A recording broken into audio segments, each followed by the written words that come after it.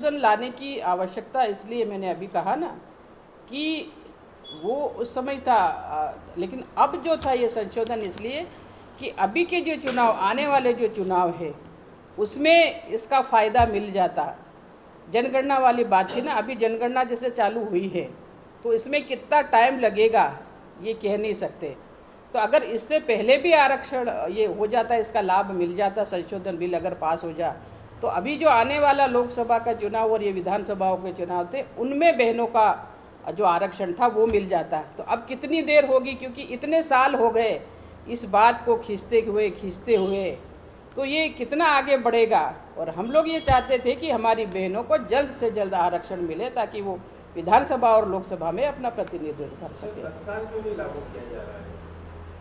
तत्काल लागू पास हो चुका है, राज्यसभा में पास हो, तत्काल क्यों नहीं लागू? नहीं, उसमें संशोधन है। उसमें ये है ना कि उस समय जो लाए थे विधेयक, उसमें ये था कि जनगणना के बाद हम लोग ये करेंगे। तो अभी जनगणना चल रही है तो अब ये कब तक चलेगी, क्योंकि 2 साल जो कोरोना काल हमारे बीच में आ गया, कहीं ना कहीं वहाँ काम बाधित हुआ, उस वजह से ये लेट चलता जा रहा। जनगणना तो हो जानी थी, लेकिन अब चूँकि कोरोना काल हमने देखा, उस कोरोना काल में 2 साल तक कोई किसी तरह का कोई वो नहीं हुआ, कहीं ना कहीं हम लोग पीछे रहे। तो इसलिए संशोधन बिल लाए थे कि अगर ये बिल पास हो जाता तो हम अभी कर लेते। इसलिए जो थी वो आप लोगों के सामने मुझे रखनी थी। और इस प्रदेश की और इस देश की जो नारी शक्ति है, जो महिलाएं, माता बहनें हैं, वो आक्रोशित है। वो कहीं न कहीं कांग्रेस को सबक सिखाने का काम करेगी। धन्यवाद। कोई और बात आप लोगों को पूछना हो तो।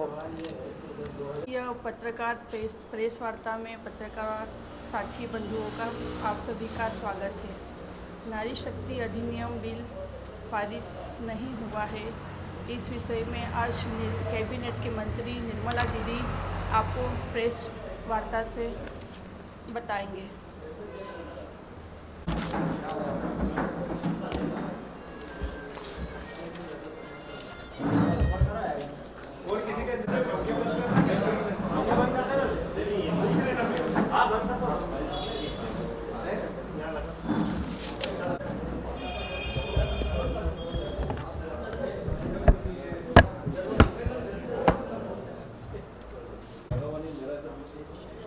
किधर?